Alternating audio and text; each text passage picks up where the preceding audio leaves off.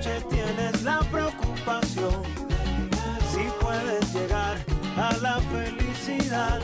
Montarte en mi caballo. Hey guys, thanks for tuning in to Strictly Global. I'm here at Jammin Java with Alex Cuba, a Grammy award-winning artist. Please tell us a little bit about yourself. I'm happy to be here. I'm a musician, singer-songwriter, born in Cuba, born and raised in Cuba, living in Canada now. I've been there for 11 years, creating my sound, my music, the one that has given us, the Latin Grammy for uniqueness, I guess, and also for the best hair in the industry. And that's why I wore my hair like this for you tonight. Sounds good. It looks good. Thanks. Looks good. Thanks. I'm glad you did it. Just trying to be like you. This is what I am all about. Letting people, express themselves, yeah. Through their hair and whatever else they can. Whatever else. Your pants, your whatever. I want to get into where you first started and when you first really had a taste for music in your ear or in your heart or in your soul, and where that came from. I was born inside a musical family. My father is a musician. He taught me how to play guitar. Mm-hmm. He was also an educator, in the town where I was born, Artemisa, about an hour west of Havana City in Cuba. And so music was there always in my life, from the beginning. People ask me, when did you make the decision of being a musician? When did you start taking it seriously?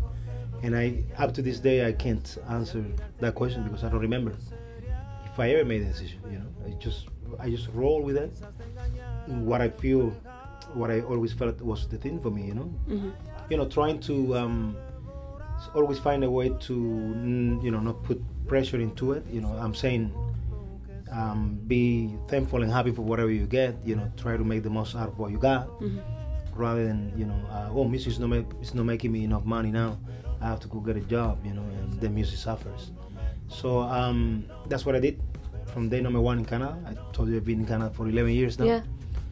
And it's been working for me. Now, of course, we living a much more comfortable, life, I guess. But I still don't put any pressure into what I do. If God wants us to become famous or something, that's up to Him. It's not up to me. You know what I'm saying?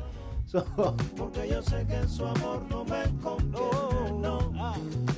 Your dad, he's a guitarist. All right. So when you first started playing and singing, right? Was he just playing? Yeah. Yeah. When did you start singing as well? I started singing 8 years ago. Okay. So at first you were just playing and composing. Yeah, playing, composing, but I was a bass player first. It's kind of funny. I learned guitar first. Then when I was 14, I went to the bass, uh-huh. and bass took over my life. That's what I did for a long time. And after moving to Canada, that is when something happened. I don't know what was it. I don't know, but one day I started singing and people liked it. What happened? I think there was something in the air or something, I don't know, that gave me the confidence or something to sing. Uh-huh. Do you think it was moving to another country, maybe? All of a sudden you were getting away from your hometown and... Yeah, yeah, for sure it was that. It was, Canada gave me this interest for just sing, and do the way I do it. And that first time was incredible, people started, because it was a very romantic ballad, people started crying. And so people were very happy, and I had a standing ovation kind of thing. And I said, well, I better think this through again, and I don't know, start believing in myself a little bit more, as a singer, Because where I come from, Cuba, my voice is not typical sounding Cuban. So people will hear me when I write a song, or whatever, and even my dad, for example, we said to him, Dad, listen to what I just wrote, right? And he will say, oh, I like the song. But I think you shouldn't sing, because I don't know, it could sound better in somebody's voice, and I didn't take it personal for that, because I wasn't thinking that I was gonna be a singer, that's for sure. But as I said before, my voice is not a typical sounding Cuban voice, so I guess it was necessary for me to go live in a different world. Te diga con su espada cuando te falten ganas de amar con toda apego, trotando yo te llevo. And what we really like to ask artists like yourself is, and you kind of just answered it, the difference in culture between moving around. You went from Cuba to Canada. Did you feel like the general public was totally different, or? It was a little bit unexplainable, you know, what happened. I think just the sound of my voice crawling to their souls, you know, and to their hearts, and made them feel something. Maybe they felt that I was meaning what I was singing, you know. Yeah.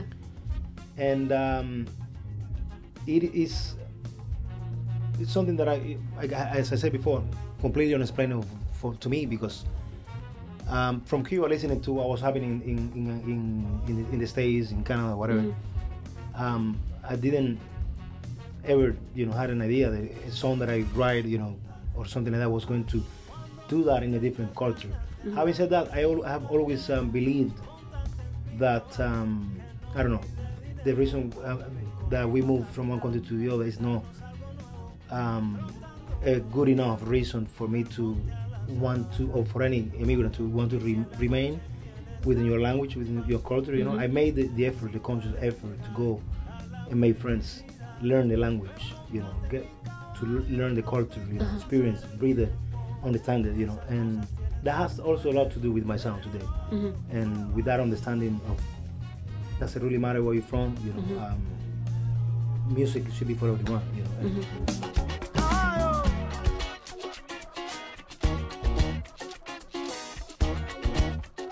I noticed that you had an iTunes single of the week, hugely popular in Japan, was one of the countries. Yeah.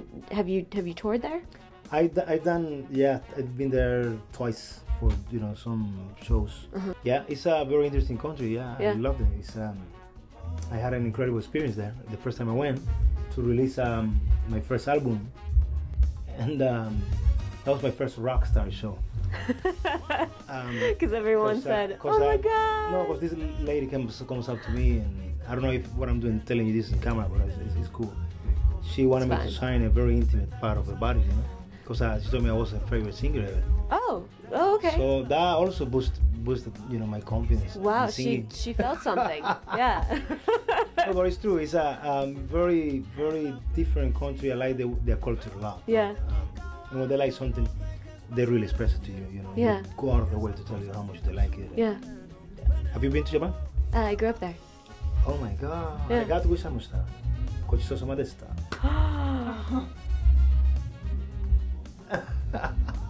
You speak any? Wow. You speak any? Wow, マジで。Oh. はい、そうです。 Cool.大丈夫。 That's fast, I go. Parli italiano? Sì, Io vero. parlo un po', mi piace tantissimo. Va bene, anch'io. Ma adesso... Sei una bella ragazza. Ah, grazie Molto per... bella ragazza. He's flirting with me.